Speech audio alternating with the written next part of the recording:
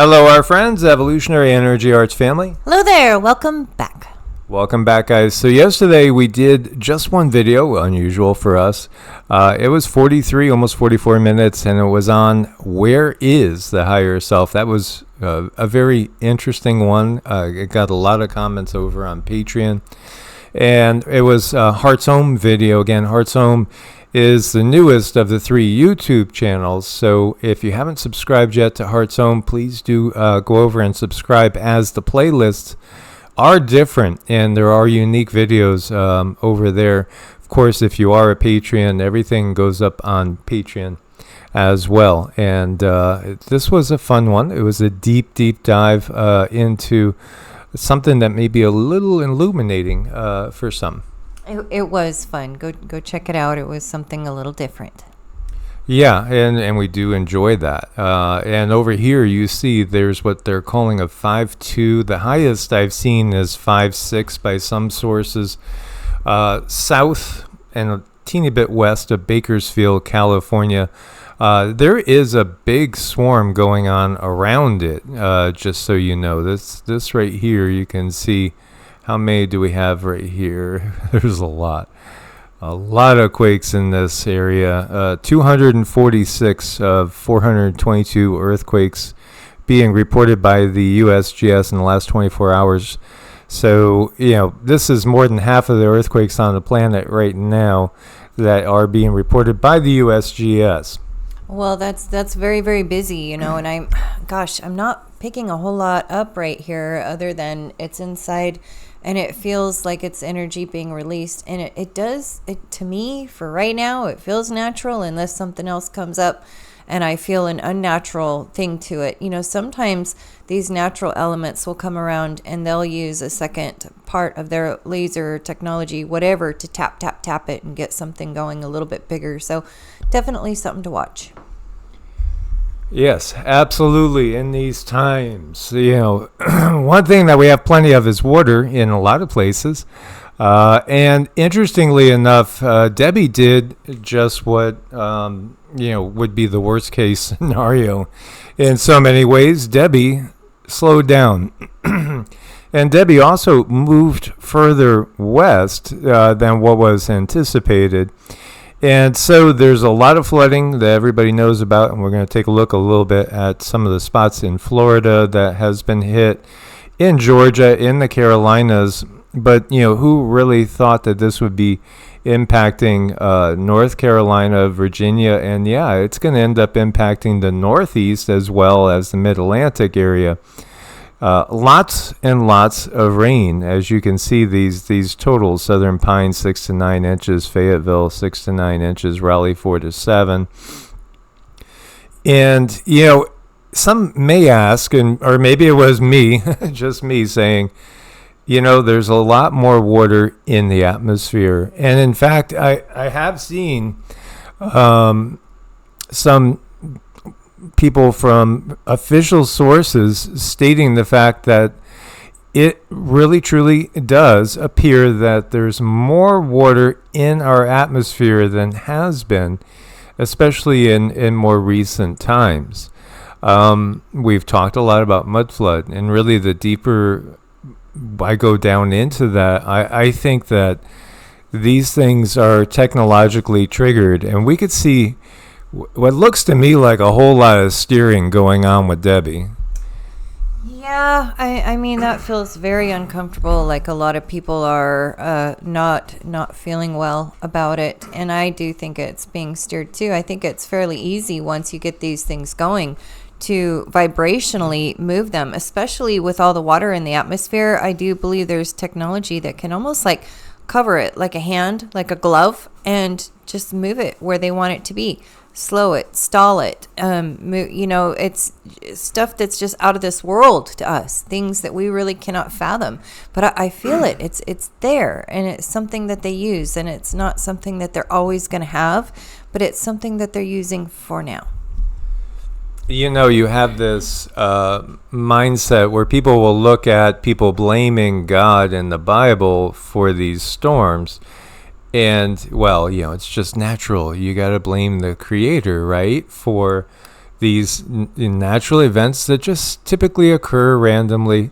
No, in reality, again, it's not the creator, but it is a very, very powerful, technologically advanced group of beings that are controlling this scenario. Look at this ton of rain. Look at all that red all along, the eastern seaboard of the United States. When do you remember storms impacting the country for over a week? A week. This is obviously, to me, being so manipulated. Of course, I'm very, very cynical of the mainstream media and also the mainstream religious media, which is, again, using the energy of humans to its benefit. And this is what it does. This is just what it does. As you see, again, these totals, 11.9 inches. This was a big one, Cedar Key. I was watching some locals down along the Gulf Coast of Florida, and a lot of places were just blocked off, and it just boggles my mind the amount of damage that we're going to have from this storm in so many houses that, guess what? They're going to end up with black mold problems. Guess what? So many people have immune system problems in this world right now. And I think that the timing of the immune system's weakening, along with all sorts of things, one layered on top of the other, is going to cause such a perfect storm of health issues for so many people that they're not going to be able to recover. I'll share with you that the guides have given us a directive for us personally on how to handle like the next 6 months. And so we are people that have always kind of gone through periods of intermittent fasting. So now the recommendation that we were getting was to have 2, and this is, a little bit more extreme than what we would usually do, 2 36-hour fasts a week. So that's 72 hours, right? Which basically is 3 days. There's 7 days in a week. So it's kind of like you're having 3 of 7 days totally off. Why would you do that? Well, when the body is overloaded with toxins and it cannot get those toxins out quick enough, that's when we have, the rampant cancers that we see, and not just cancer, just rampant toxicity, but cancer, yes. Again, inflammation response, which causes all sorts of illness. I do think that it's going to be challenging for a lot of people to get through the next 6 months. So, the heads up is you have to always be taking care of yourself in these times, physically, mentally, and spiritually, as you look at South Carolina and you look at Charleston. This, again, one of my favorite places. That whole coast from really Wilmington, North Carolina, over to the Gulf Coast of Florida. I called that area home for like 15 years, and absolutely love it. It's a beautiful area. It's got great culture and great restaurants. But again, we don't eat out anymore now because we don't trust any food out. And that's just the reality. But we may be jarring our own spaghetti sauce at some point in time.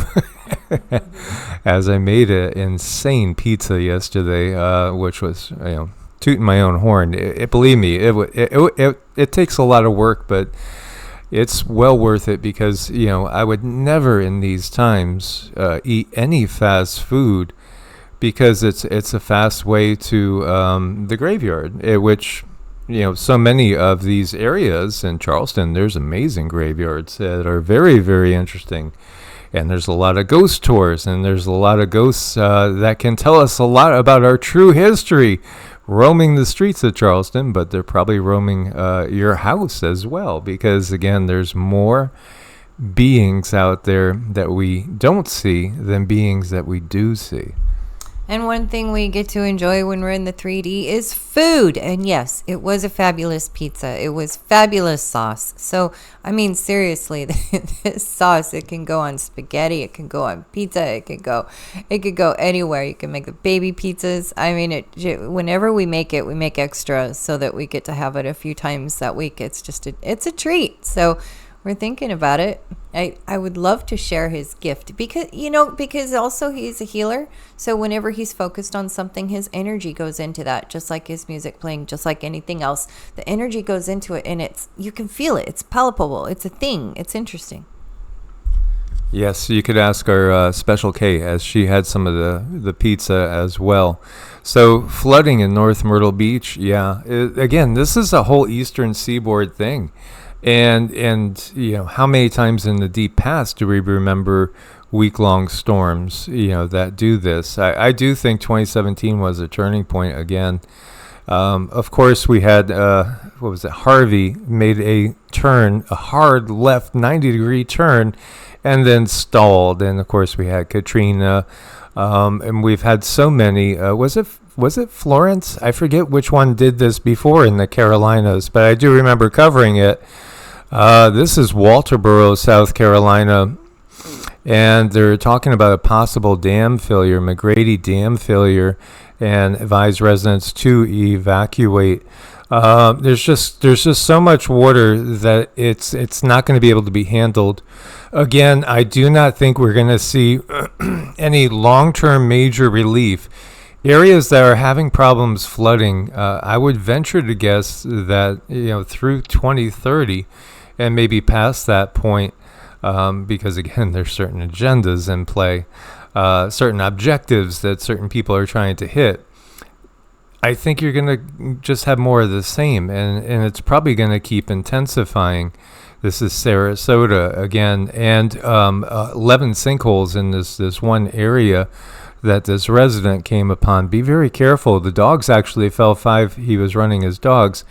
And they actually fell 5 to 6 feet into a sinkhole that they weren't expecting. So be very, very careful, again, where you have these areas of massive flooding. As much as you want to be settled in and say, this is my forever place, when we go through these times, you have to be ready, and this is why people have bug-out bags. And this is also why we're hanging on to that trailer. Somebody else has said, "Do you guys still have the trailer just in case?" Yeah, we do. We have it. We don't want to live in the trailer. But if the worst case scenario came and it was going to save the pups in our life, yeah, we would pack into that trailer and we'd go head over into an area where we had a friend that would let us put down on their land. And where would that be? Well, that is like throwing darts at a board. It just depends on when, because these events are happening all over the place. They really, really are. Sarasota, Manatee counties. So many gorgeous houses, again, that are going to be damaged with black mold, which has horrific effects on people's health. And this is happening again and again and again. Again, this looks like a neighborhood similar to where one of my friends is living, and the water's all the way up to the back door pretty much, and it's not this bad yet. But man, think about this. Think about the damage, and think about the people, all these people in great numbers that are going to have places rebuilt or look for new places. This is in Mexico, Naucalpan in Mexico. This is global. This is the thing I want to really, really get across right now. This is global, and in my mind, this is the beginning of another mudflood event. They're triggering another mudflood. Jump from Mexico up to Juneau, Alaska. Now, was this where your dad was, Juneau? Because you went to Alaska because your dad was stationed somewhere or working. He was a diesel mechanic, and he would fly in and out. I think it was Juneau. I can't exactly remember, but yeah, he was out there quite a ways. Okay, and here you go, devastating flooding, glacier dam flooding, and it's every corner of the globe really, and it's places you wouldn't even expect. Two, Mecca. Look at Mecca, Saudi Arabia. This is where the Kaaba is. This is where that black Anunnaki box is. Yeah, absolutely. Major flooding there. There was other scenes of kids playing out in the rainwaters as you have, what was that, a cow in the distance? A cow trying to stay. I mean, seriously, you can see, and we have seen evidence of insane flooding in the American Southwest. Insane flooding. And many other things that are insane. This is in Jazan, Saudi Arabia. Lightning struck a car, set it on fire. It's just, what can you say? It's crazy times. There was one volcano that's having deflationary action. Over here in the Congo, we have extensive lava flows, and this is from a very active volcano, as we're still expecting other volcanoes to come online. But it does seem that some things have been delayed.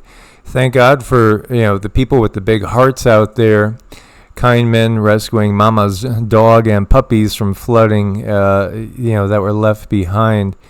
Now recognize too, again, the dangers of what this water can do. And there's so many cases of people that try to make it through what looks to be a manageable puddle, but end up getting swept away. And think about your pups, and it's just thankful that there are people with big hearts out there.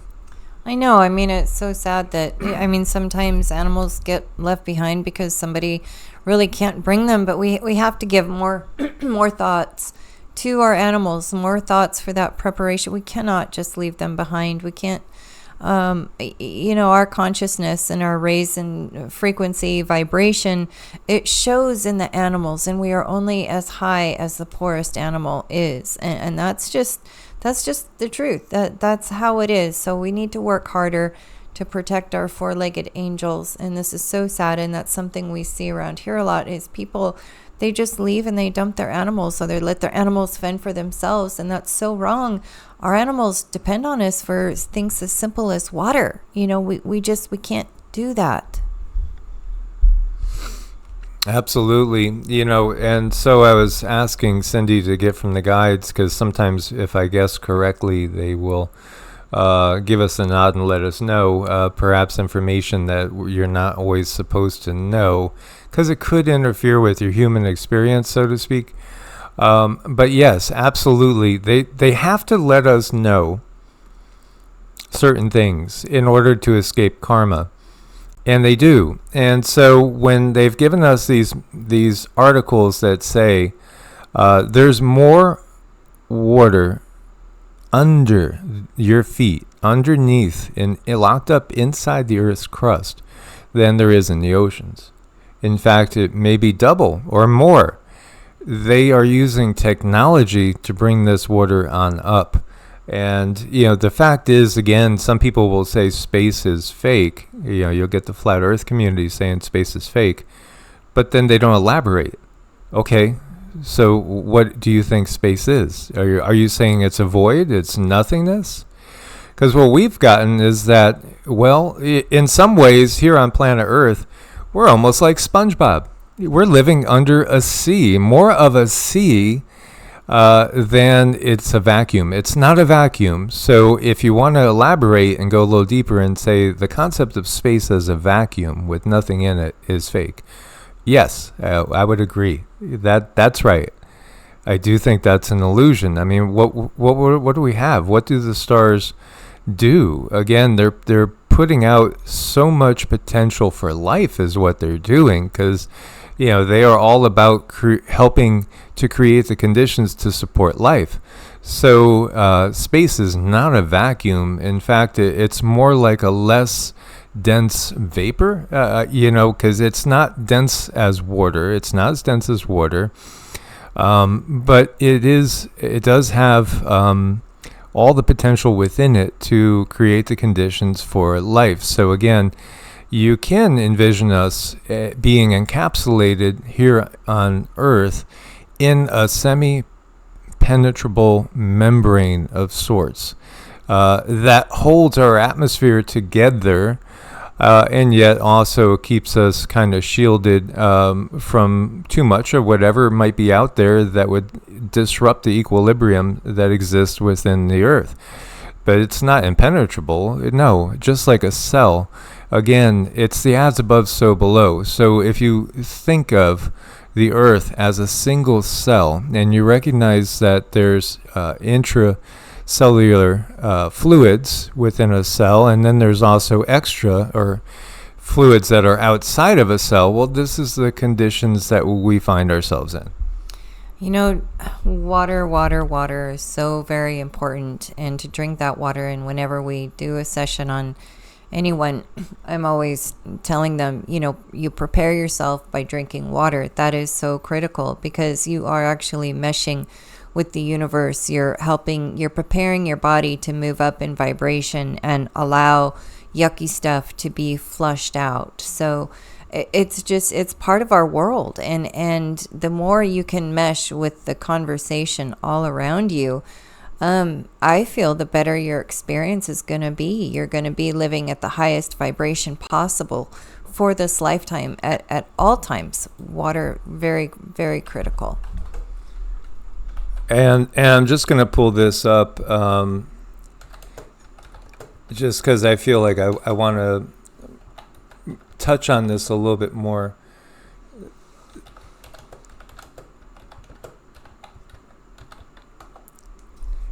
They again have told us everything is there. All right, so here you go. Underground reservoir holds 3 times as much water as Earth's oceans. So what's really going on is the fact that they're tapping this and they're bringing it to the surface, and this is causing another mud flood. So yes, you are living in the beginning stages, or maybe we're starting to move into the middle stages of an event that took out Tartaria. But again, there's always people that do survive. People always do survive. It's understanding what's going on that's going to help you to survive these times. And what is coming is going to be a recreation, thankfully, in which we don't go back to the situation where the Earth is under completely reptilian control, because there is a split coming, because we are in the midst of an ascension, which is going to leave us outside of that dark Kali Yuga and begin the process of escaping for those that choose to go that route. Mm-hmm. Well, right now we're starting to understand the reality that's all around us. And when you know the truth of what is around you and what's going on around you, then you're better equipped to make conscious decisions. Absolutely. So can they also perhaps draw from space, quote unquote, which again is more akin to a liquid or maybe a vapor, so to speak, than a vacuum? Could they also tap on that and draw more water into the Earth itself again? That is definitely another possibility, and perhaps both of those things are going on. Again, they've let us know all these things, but it all depends on how we look at them and use that intuition to go deeper. Again, I see so many people that believe completely to the point that they negate the possibility of any sort of intelligent intervention going on. The theory that it's just all simply Birkeland currents, it's just a solar flash, it's these bigger cycles, tied into the reverse magnetic pole reverse going on.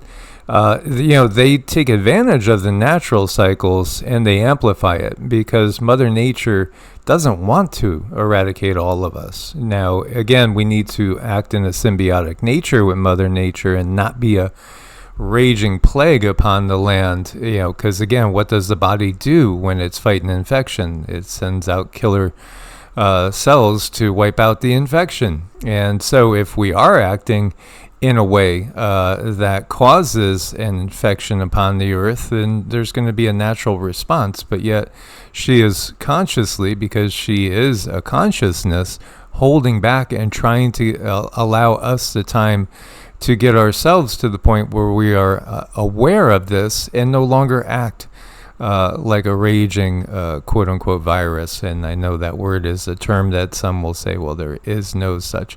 Yeah, again, let's just say a raging plague upon the land. I know. So there's consciousness layers going on, and when Earth is faced with something, if it's detrimental enough, she will do what she needs to do to survive, just like you would if your health was backed up against a wall and you knew that you were going downhill fast. You would fight and struggle and do what you needed to do. But she has the understanding that we are lacking, where she's really in touch with the multiple levels of life that are in her and on her. Absolutely. So again, we thank everybody that supports us over on Patreon. Look forward to your comments. As always, guys, source bless and namaste. Namaste.